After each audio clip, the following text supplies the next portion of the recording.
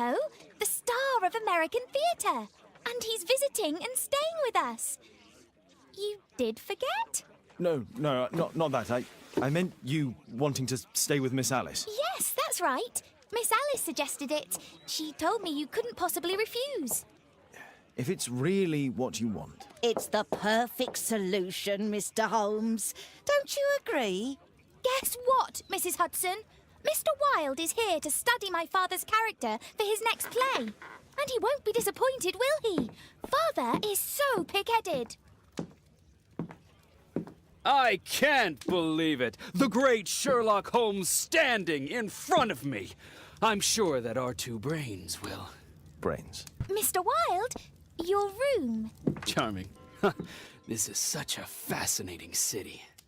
We need to talk. I'd rather not. You're going to be angry again. Goodbye, Mr. Wilde. Is it 5 o'clock already? I think I might go and ask Mrs. Hudson for some tea. I forgot my hat. Father? I'm just checking, You've got something on your face. Is it makeup? It might be. Practicing my disguises, you know me.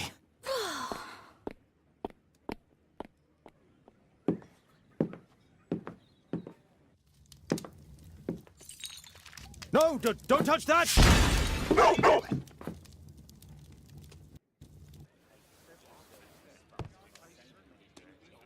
Ah, Mrs. Hudson, with our tea.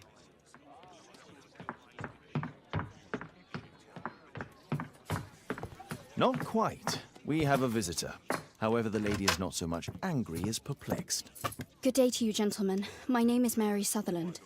I have come to you, Mr. Holmes, because I would give everything I have to know what has become of Mr. Hosmer Angel. Why the haste, Miss Sutherland?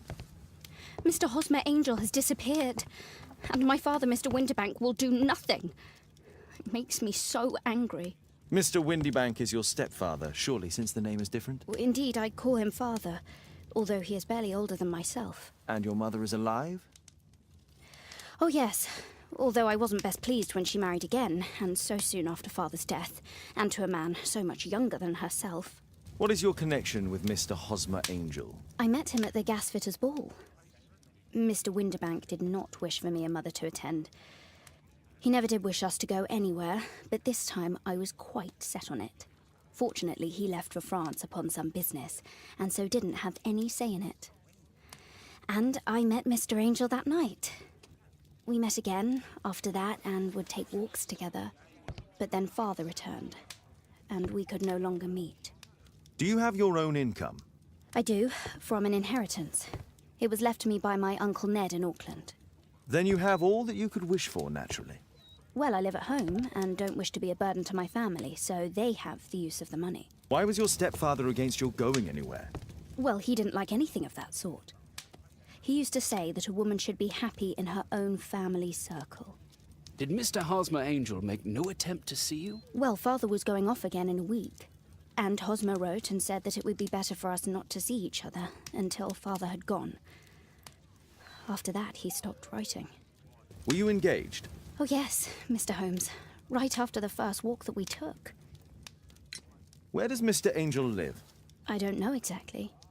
I address all of his letters to the Leadenhall Street Post Office for collection. Is there anything else that you can tell me about Mr. Angel? He is a very shy man. He would rather walk with me in the evening, so as to be discreet. I put a missing persons notice in last Saturday's Chronicle. Here's a copy, and a letter from him. Haha, a love letter. Yes, I see. As I anticipated, this validates my deductions perfectly. What deductions, Mr. Mr. Wilde. Holmes, tell her.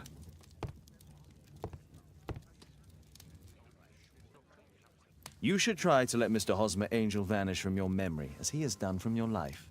Then you don't think I'll see him again? I fear not. Then what has happened to him? Your stepfather married your mother for her money, and also enjoyed the use of your income. But with your personal advantages, it was clear that you would not remain single for long, even with him keeping you at home. He disguised himself and reappeared as Mr. Hosmer Angel. He brought you as far as the church door and then conveniently slipped away. To bring you to this conclusion in such a dramatic manner that it would leave a permanent impression upon your mind. You have been cruelly tricked, Miss Sutherland. Oh, Mr. Holmes. No, I can't believe it. But we were engaged. Oh, it's horrible to think about. But thank you for all you have done, Mr. Holmes. Holmes, you could have been more diplomatic.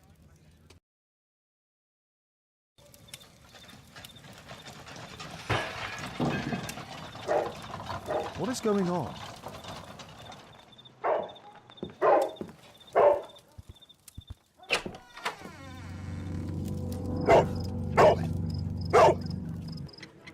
It's ticking.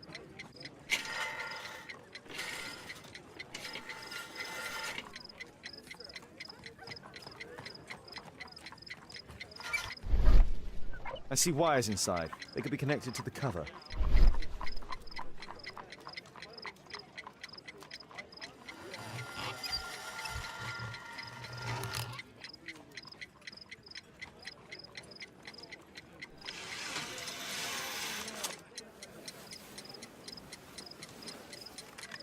A fancy ticking homemade gift from a secret admirer. I have 2 minutes to defuse it.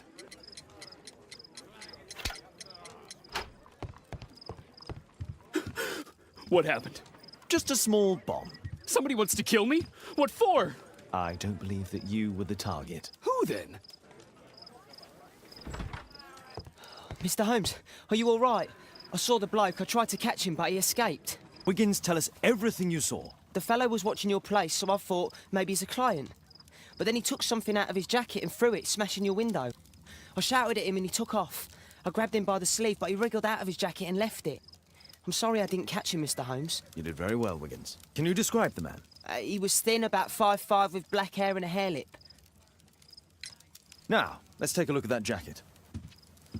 Here it is. Good job, Wiggins. Here's a penny. Oh, thanks, Mr. Holmes. There could be a hidden message that's been written with some lemon juice. No, don't touch anything else.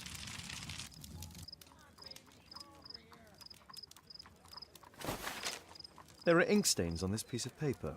I could read the text with the help of my analysis table if Wilde hadn't already destroyed it.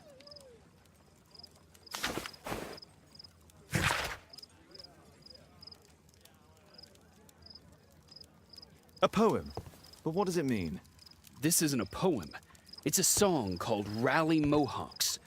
That great moment when America rebelled against England's dominance. Then rally, boys, and hasten on to meet our chiefs at the Green Dragon.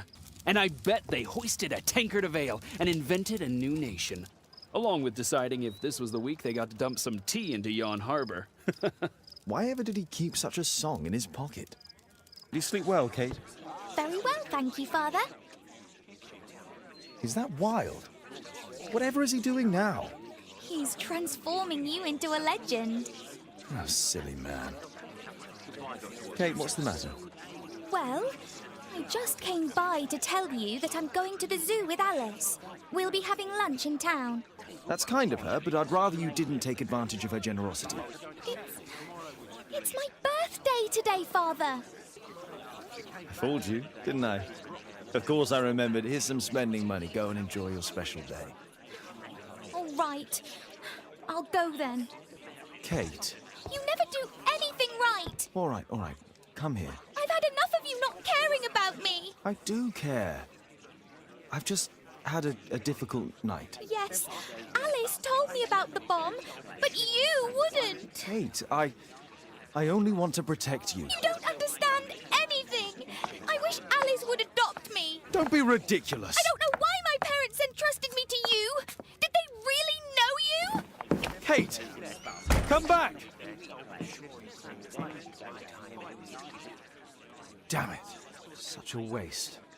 This Alice, I have an odd sense about her. It's as if she's playing with Kate's feelings. This would be a good opportunity to investigate Alice's flat while they're absent.